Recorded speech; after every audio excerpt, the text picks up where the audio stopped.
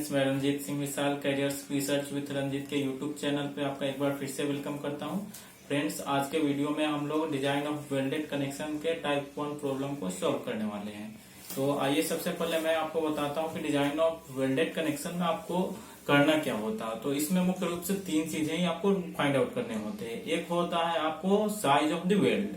Design of welded connection के लिए ये मोस्ट इंपोर्टेंट स्टेप होता है। स्टेप 1 में आपको साइज ऑफ वेल्ड निकालना होता है। सेकंड स्टेप में आपका आता है लेंथ ऑफ द वेल्ड, और थर्ड स्टेप में आपका आता है स्ट्रेंथ ऑफ द वेल्ड। ये तीन चीजें आपको निकालना होता है।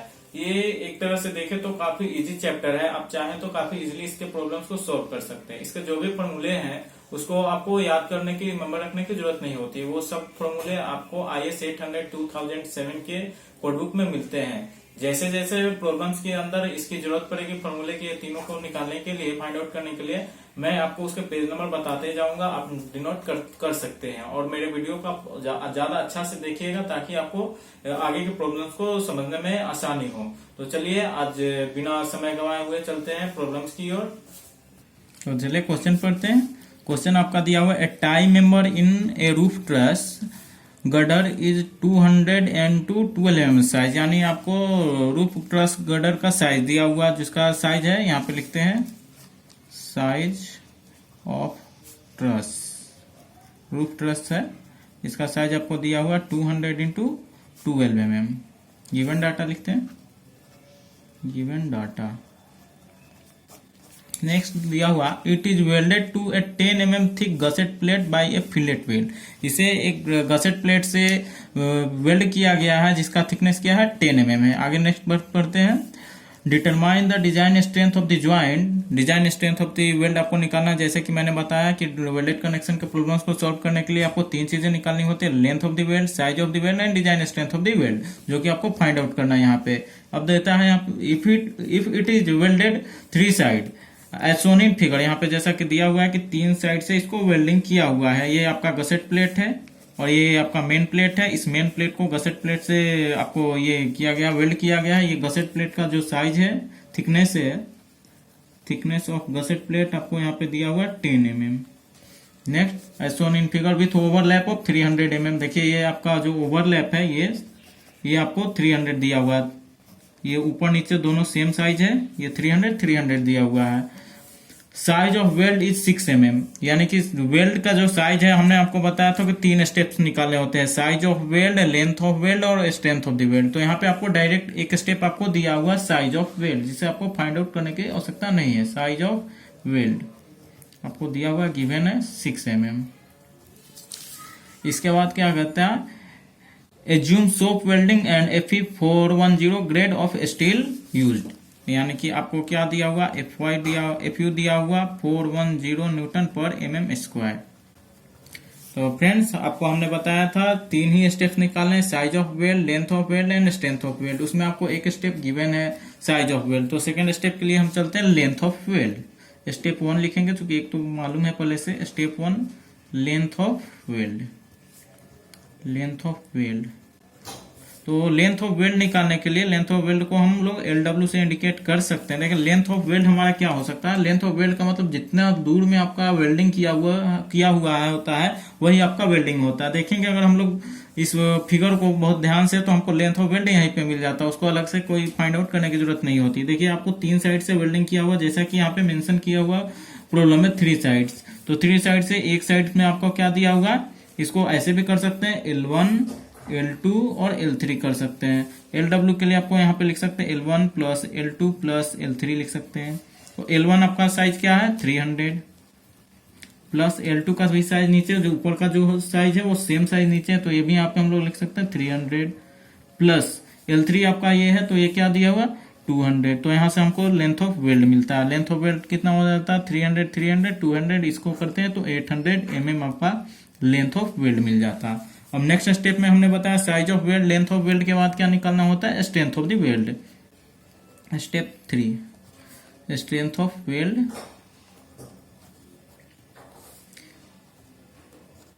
स्ट्रेंथ ऑफ वेल्ड पर mm फाइंड आउट करना होता है। तो स्ट्रेंथ ऑफ वेल्ड को हम लोग SW से इंडिकेट कर सकते हैं।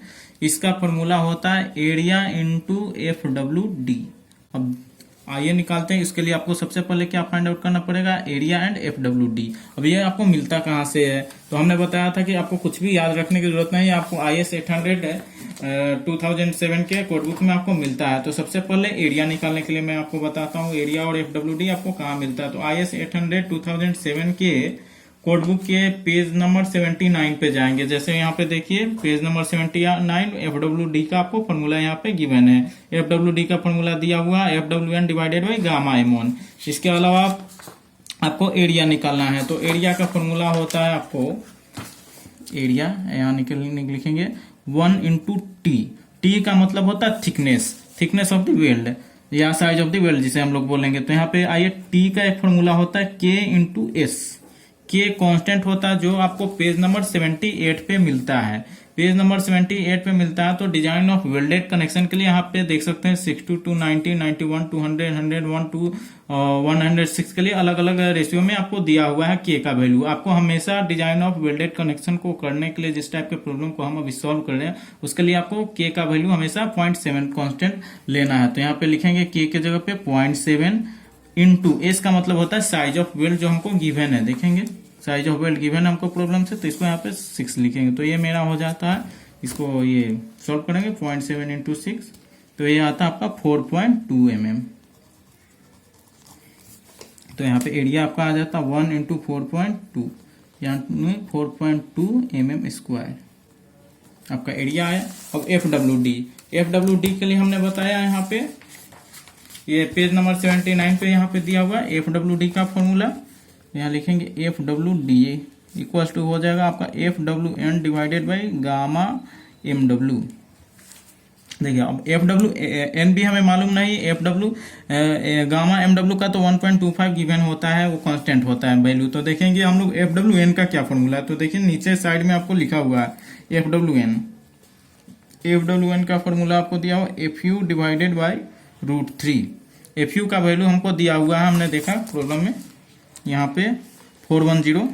तो हमने गिवन डाटा में भी लिखा हुआ है FU इक्वल्स टू 410 न्यूटन पर mm स्क्वायर। तो यहाँ पे लिखेंगे 410 डिवाइडेड बाई √3। यहाँ से आपको FWN का वैल्यू मिलता 410 डिवाइडेड बाई √3, ये आपका आता 236.71।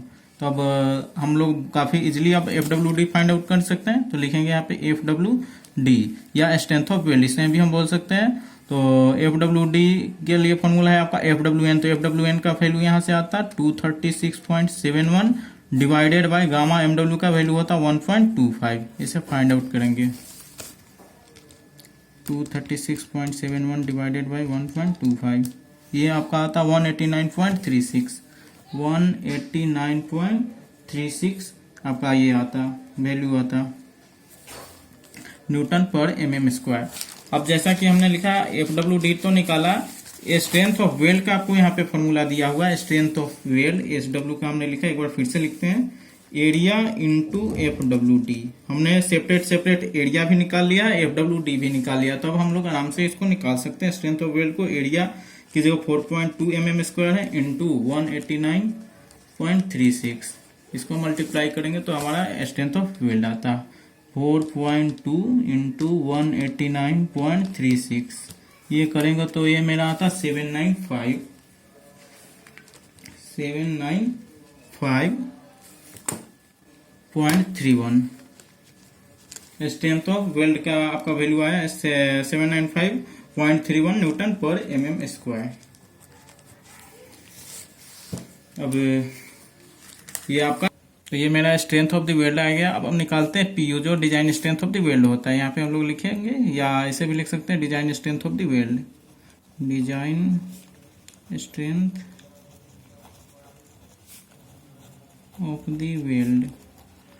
इसका फॉर्मूला होता है PU, ऐसे इंडिकेट कर सकते हैं। इसका फॉर्मूला होता है length of weld into strength of the weld, strength of the weld.